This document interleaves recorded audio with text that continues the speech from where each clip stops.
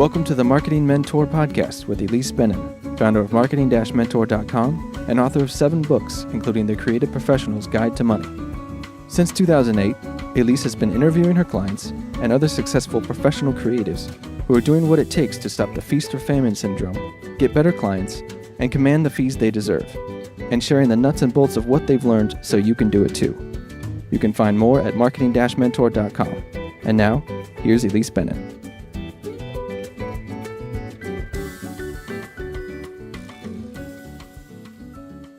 The new year is upon us, and to me, that means it's time to look back and reflect on what worked, but especially on what didn't work so I can improve it.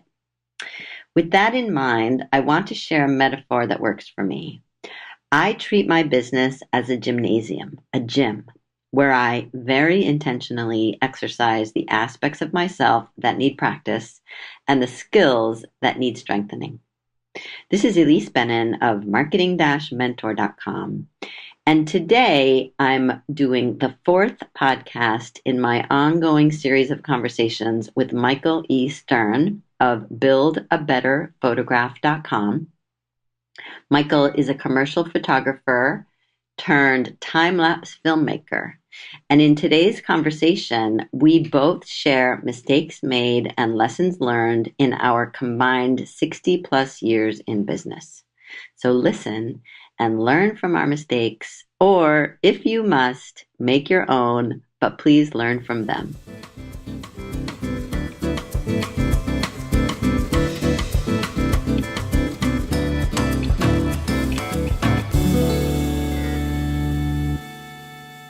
Hello, Michael. Welcome back to the podcast. Thank you, Ilise. It's good to be here for visit number 4 in a continuing series of evolutionary discoveries on the part of creative people who work for themselves. And we're basically trying to share what we've learned so that other people don't have to make the mistakes that we've made. Or perhaps they'll see the mistake coming and can make adjustments before it hits them full force. Yes. That could be also a way to think about it. Absolutely. Or see it coming, ignore it, make the mistake, and learn your own lesson from it. Or see it coming, get out of the way, and hope it hits somebody else behind you. Exactly. Your competition. I hate to say that, but every mistake you don't make and your competition does, you're further ahead. And I certainly believe in the philosophy, all is fair in love and war. And if you can capitalize on a competitor's mistake, you might as well do it, because they're certainly going to capitalize on a mistake you make at some point. So it's just part of the process, in my view. And it's business. And I think one of the things that creative professionals struggle with a little bit is this separation between business and personal, and seeing that business is business. And there are things you do that don't necessarily reflect on you personally, but that you have to do in business. Yes. And I hate when that problem arises. I'm actually facing it right now. And if it wasn't for the holiday, this being, the last 2 weeks of the year, I would have probably said something to them already and really made it worse. But I've been locked into a contract by a new client, a new time-lapse client. Wait. Before you tell your story, we haven't really introduced who you are. So tell the people first who you are, and then tell us your story. I am Michael E. Stern, and I work and live in Pasadena, California, near the Rose Bowl. The last few years, I've specialized in industrial and construction time-lapse filmmaking, and enjoying it more now than I've ever in my entire career. And I do a little bit of portraiture on the side, but mostly it's the time-lapse storytelling narrative that I really am involved heavily in right now. Excellent. So this client... And as such, I have a fairly good SEO ranking, and a major international company contacted me for a project, a very short-term project, a low-key kind of project. And they did not like my contract, so they wanted to make quote unquote, a few edits to my paperwork. And my contract is essentially about 3/4 of a page long. And my contracts are like a story: who, what, why, when, where, and how. And I feel if I can't say it in less than 2 pages, I don't know what I'm trying to say to the client in the contract. And what they sent back with their little edits was 4 pages. And they binded my arms to my side. Pardon me. They have put down so many restrictions. They're so concerned that things are going to go wrong, or somebody's going to screw up, or something's going to break. And in 36 years, I've never had a contract like this. And I worked for 22 years with the Disney company. And my contracts with them were very straightforward, 1 or 2 pages max. And I agreed to this because the cachet of having this client is valuable to me in terms of future marketing. So I'm thinking down the road past my own little short-term, level of stress with this thing. And so far, 2 weeks into the job, they haven't honored one thing in the contract that they themselves bound them to. And yet I've done everything in the contract that I agreed to do up to this point of the project. And I am working really hard to kind of mellow out, and let's just see how it plays out a little bit longer. And then if I need to step up and be the hard ramrod, hey, you guys lock me down, I'm going to lock you down, you aren't doing your part. That's the business side that's very difficult to do. And it has nothing to do with getting them to like me. It's about standing up for yourself, and it's business. And it's very difficult for creative people to take that position. But they've kind of opened up the door and lined a path for me to follow if they don't adhere to the contract they had me sign. And I'm going to do it if I have to. I don't want to. I'm hoping it works out. And I'm going to take I can afford to take a little bit longer wait and see attitude. So that's my position at the moment. And the theme of our conversation today is mistakes made and lessons learned. So can you identify in there, is there a mistake you made? Is there a lesson you've learned no matter how it turns out?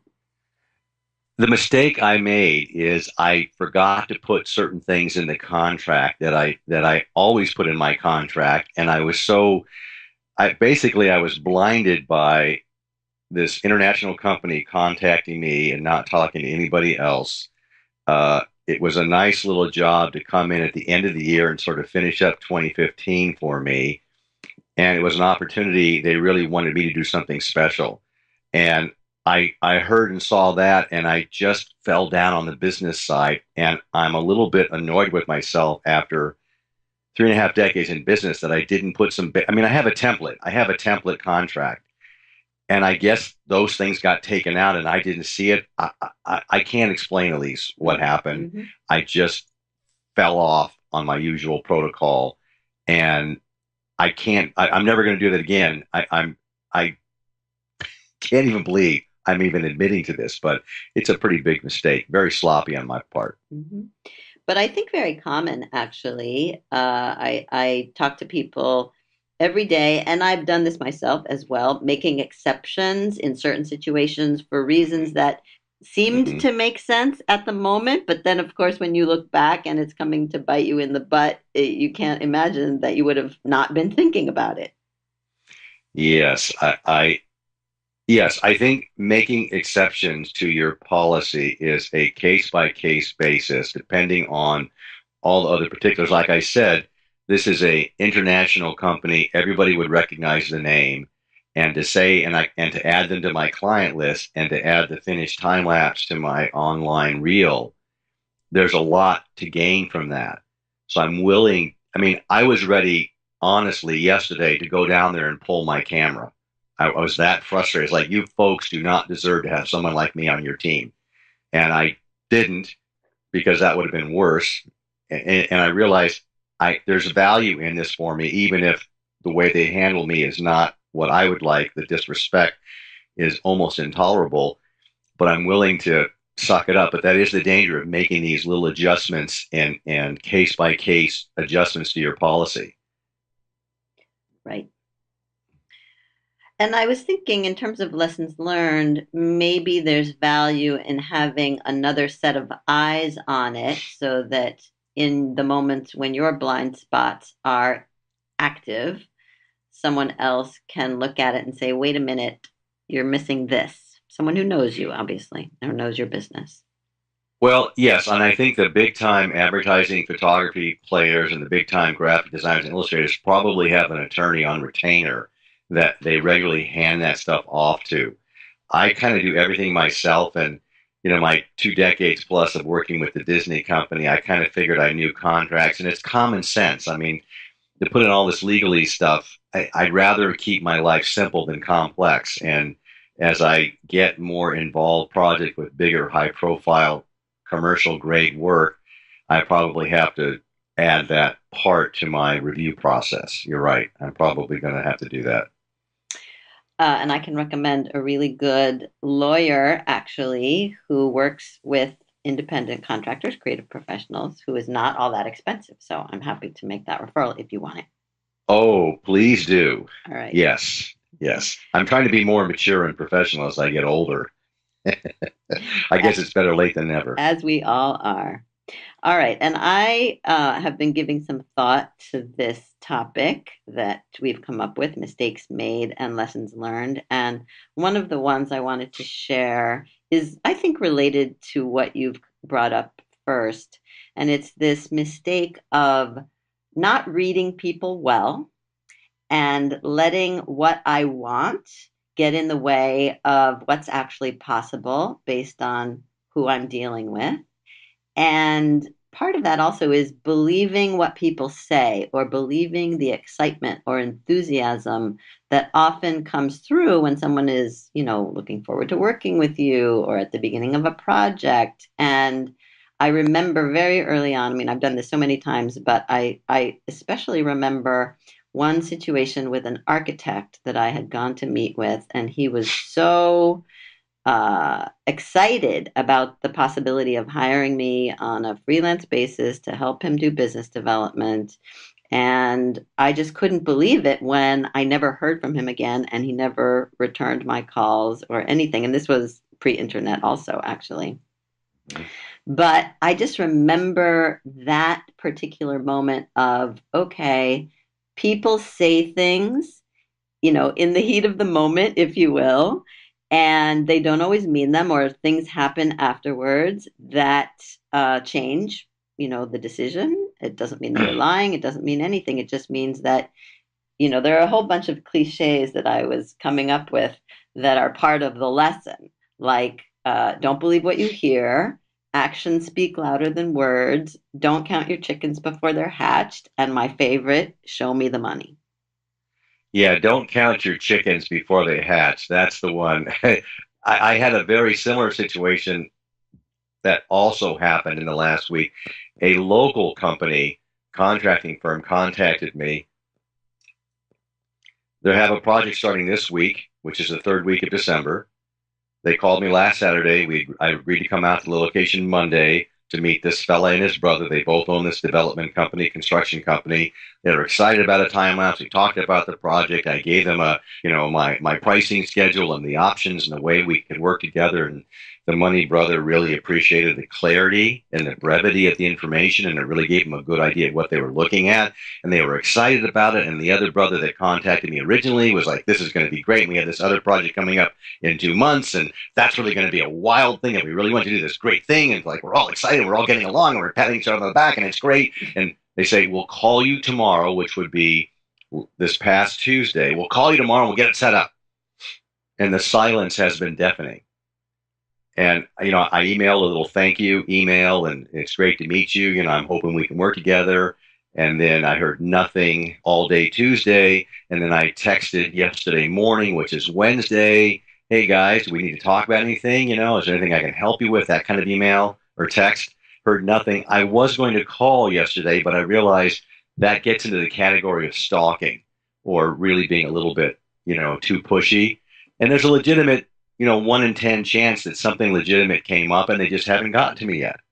And I have to just relax and see how it plays out again. mean, the money is pretty good, and so I'm like chomping at the bit to get started. But it's the enthusiasm from Monday has evaporated by Thursday, Right. and it still happens. It's amazing how that can still throw you off. Yeah, and I think the operative word in your situation is yet. They haven't contacted you yet. Because I Yes, think it's correct. really easy to assume that the silence means, that they something else happened and it's a no-go. But in your situation, it does sound like for all sorts of circumstantial reasons, it may be a case of things just taking longer than they Right. wanted them to, because everything does. Everything does, and there was a lot of rain earlier in the week, and that could have delayed things and made the site too muddy to work on. And now the holidays coming up, maybe they forgot to get presents for their wives. I mean, who knows? You're Right. right. So they're and I'm really trying to just. It's hard for me to pull back and not be aggressive. I'm the guy that will make the phone call. I'm the guy that will write the letter. I'm the guy that will go out and see the client. I'm the guy that will try to do what I can to get this thing moving. And that's kind of my role as the salesperson rainmaker. But then the administrator manager part of me has to go, okay, these people have lives too, and we don't know what happened. You don't know them well enough, so just chill out. Yeah. And to try to separate those two roles in my business is sometimes difficult for me, but I'm getting better at it. hmm And I think that's a really important lesson. Relax, chill out, monitor your impatience, our impatience of wanting whatever we want right now. hmm And, to help me do that, I am a gardener. I have a very nice yard and I spend a lot of time in the garden. And earlier this month, to help ease my impatience problem, I started doing Instagram finally. We have it's commonly known as a foxtail agave that basically sends up a shoot about 11 feet and there's like 10,000 flowers that bloom on this stalk. And it started growing beginning of December. And I've been shooting it almost every day and posting to Instagram. And people that I didn't realize were paying attention to me are paying attention to me, people that I'd like to do business with. So it's added a certain depth to my persona and my awareness online that I hadn't expected. I was just doing it to relieve some anxiety. And now I'm getting some business benefit out of it. Interesting. Well, as a Yes. little self promotion tip for photographers, my understanding is that putting a stream of your personal work on Instagram and then following on Instagram the people who buy services like yours is a really good idea. Yes, and until you just said that, I realized I'm really not following the people like you said, that would be buying my work. And that's probably the part I have to do next. I'm hmm not, I'm really new at this, but my wife made it clear to me about a month ago that almost everything I've done this year in terms of creativity has been tied to a project. And I'm not doing anything just for the pure joy of working with light or making images. And I should try to do something that's unrelated to business. And that's what sort of started the Instagram thing for me. hmm But you're right, following people that might want to buy my services, that's a good step. That's a good tip, Elise. Thank Good. you. You're welcome. And of course, we're going to have to use one of those images to go along with this podcast.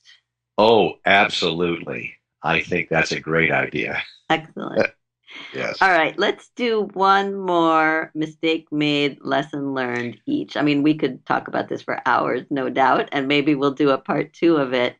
But so far we've talked about some psychological things and some kind of what I consider small issues. And I was thinking about one that's much larger, actually, and goes deeper. And so I wanted to put that on the table. Not that you have to match it, Michael, by the way, but that's Oh, Elise, we're not competitive. No problem. exactly. But I hear from so many people, especially people who work independently or quote unquote alone, that it would be really nice to have a partnership, to have a partner.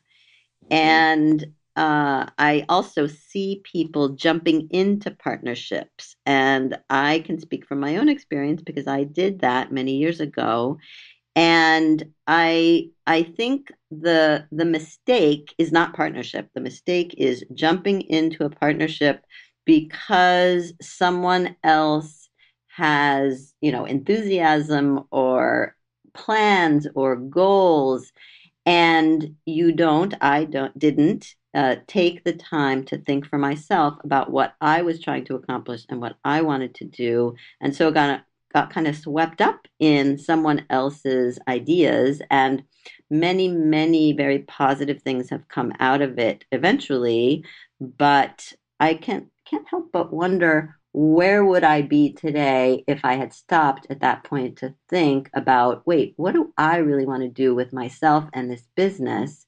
And how can I, use the resources I have and the help I have to take it there? Okay. Uh, I was wanting to be in a partnership my entire career. I've been wanting to be in a partnership my entire career. And that is why I started a co-op where I had the master lease on a big studio, and I sublet to two other photographers, and I wanted to have them work for me when I was out of town, and we were trying to build some sort of relationship. And everyone I tried to bring into the partnership didn't bring as much to the table as I was bringing, and they wanted me to carry them until they got on their feet. And I didn't want to parent a child. I wanted to have a partner, and I just was not mature enough to do that or able to. And now, near the tail end of my career, I'm putting together a partnership with two other time lapse guys. There's a huge, huge project that we're going to know if it's going to get the green light in about a month. And if it does, it's going to be monstrous, and it's too big for one person to do. And I handpicked these guys. I spent a year looking for the right people that I think I could work with. And I finally was able to get them to agree to sit down at a lunch with me. And I outlined my vision. And the one guy that I got to know first was all in. But the third guy, who I think is a crucial part of this, he kept his distance for a while, but now he's bought into the idea. And I'm the lead guy, and I'm going to administer this limited liability partnership. We're going to, get money together with a lawyer and put this together to see how we work together on this one project, if it goes, because we all want to expand our business and get a little bit bigger than just being sole proprietors. And I'm able to handle this idea at this end of my career rather than the beginning. So I don't have that. I wonder where I would be if this didn't work out, or if I'd pull back, like you were mentioning. I have yet to see where it's going to go. Mm-hmm. And there are a couple of things that come to mind about that particular situation. Number one is, I think it's always a good idea to test a potential partnership on one project before Right. actually jumping into something much larger. Right. And it sounds like that's what you're doing, and that's good. Yes. The other thought, Michael, about the partnership that you are working on, I see a parallel between looking for the right partners and looking for the right clients. And the common denominator is that they both require looking, searching, taking the action of knowing what you're looking for and going and finding them and pursuing them, and not being impatient, as we were talking about before, about wanting it immediately, but doing what it takes to woo the person, the people, the companies that you really want to work with. And I think that's, again, where people make mistakes, is that they give up way too quickly, or, they don't take the actions in the first place, and they take whatever comes along. So I love that idea of, okay, here's the type of partner I need that would complement what I have or what I bring to the table, not just anyone who also wants a partner. That's not enough of a reason. Yes, I was looking specifically for someone to fill in where I'm weak, Mm-hmm. because I don't need another one of me. I need someone else who brings something else to the party. And just to add to what you said, it's not only the right people and the right client, but it's also the right opportunity. I've been looking for a monster project that's literally going to change the face of Southern California. And this project fits that bill. And these guys bring other things to the party that I just don't want to deal with or can't deal with. And the client is savvy and sophisticated enough to understand what it is, what our idea is that we're proposing. And I can't go into the idea because it's never been done before. But if these folks buy into it, and the project manager I met at a community outreach meeting, since I'm the front end guy, I'm going out to these community outreach meetings, being put on by the developer and the contractor. And I got him in a corner last week and I told him my idea. And he goes, "Oh my God, that's a great effing idea. That's going to be amazing. Let's do that. It's great." I'm thinking, wow, okay, this is a good reaction. I didn't expect, I expected, well, give me a card and, I'll keep in touch with you. But this guy was all over it. Mm. So we know we've struck a chord. We got the right people. We got the right project. So everything is lining up. And the beauty of this is, Ilise, that even if it doesn't work, and let's say the project gets approved and they're going to do it and they choose not to select us, it's not a failure if that doesn't happen. It will be interesting to examine, what it was that kept us from succeeding and getting to the goal. So that will come out of it if we don't get selected. If we do get selected, it's going to be great. But the fact that it may not happen when you attempt something and you don't succeed at it in whatever way you've defined success, look at everything you did up to the point where there was some sort of impediment that kept you from succeeding, and examine that action or that group of circumstances or that opportunity. What was it that blocked you from getting through to the success as you had defined it at the beginning? And that's an important thing for creatives to think about.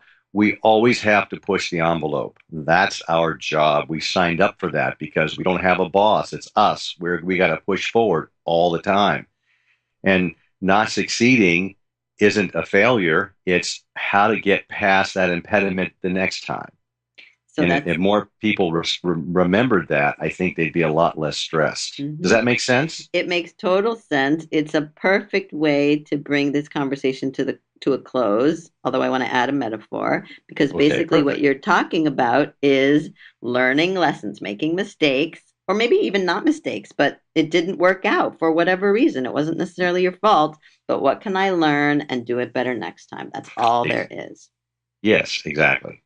The metaphor is the idea of a gym, a gymnasium, that your business is a gymnasium where you can exercise and practice the skills that need strengthening, especially in your personality or in your business skills, anything you want. I mean, that to me is the beauty also of being self-employed, is that I get to practice the skills that I want to strengthen. And if I can look at everything that way, especially going into a new year, then I can't make any mistakes, actually. I'll just get better. But I guess the biggest mistake is not going into the gym. Right. And in fact, there are certain days of the week that I do administrative and non-creative stuff in my office, and there are days when I'm just going to edit or work on images, and those days are so much fun for me because I know I'm going to learn something about how to use the application better or how to fine-tune my own visual acuity a little bit more, and I like that metaphor. It's practice makes perfect. Well, you know that saying, what the sports metaphor, you play like you practice. Mm-hmm. Mm-hmm. So it's the same thing. Yeah. And it's some days you push the rock a little bit further down the road. Some days the rock doesn't move at all, and some days the rock falls on you. One of those three things is going to happen, right? And you just have to keep the idea of got to keep trying. Because if you don't try, the world just wishes by you. Beautiful. Michael, tell people where they can find you online. They can find me online on Instagram at Michael E. Stern, or on Twitter at Michael E. Stern, or my website is buildabetterphotograph.com. And I'm also on LinkedIn. I think it's Michael E. Stern Photography. And that's where I'm at. Excellent. Thank you so much again for sharing what you've learned over the years. And I wish you a very happy and prosperous new year. Thank you, Ilise, and same to you. I hope that 016 does wonderful things for you and for everybody that listens to your words of wisdom, the marketing mentor. You've been a great help to me, and I'm happy to provide whatever help I can to the people that listen to this podcast. Excellent. And you can find my stuff, as always, at marketing-mentor.com. Thanks again to Michael E. Stern for sharing how he's learned to thrive as a right-brainer in a left-brain world. You can find his site at buildabetterphotograph.com. And I just want to take a moment to thank all of you for listening to another year of my conversations with clients and other creative professionals practicing what I preach. I couldn't do this without them or without you, so thanks for your attention especially. I know that's your most valuable asset, and for your support, your reviews and ratings, and for your feedback. This is Ilise Benun of marketing-mentor.com, and if you like what you hear and want more, go to the website and sign up for my new free course. Thanks for listening. Now go try out what you've learned. If you like what you hear, you can go to marketing-mentor.com and sign up for Ilise's quick tips from Marketing Mentor and her free 30-minute mentoring session to get your burning questions answered. Check out what's on sale in the Marketing Mentor shop, like the Pick a Niche Kit, proposal bundles for designers and copywriters, and the 30 Minutes a Day marketing plan. Ilise is also the host of the How Design Live podcast, a programming partner for How Design Live, the largest design conference, and you can learn all about that at howdesignlive.com. Until next time.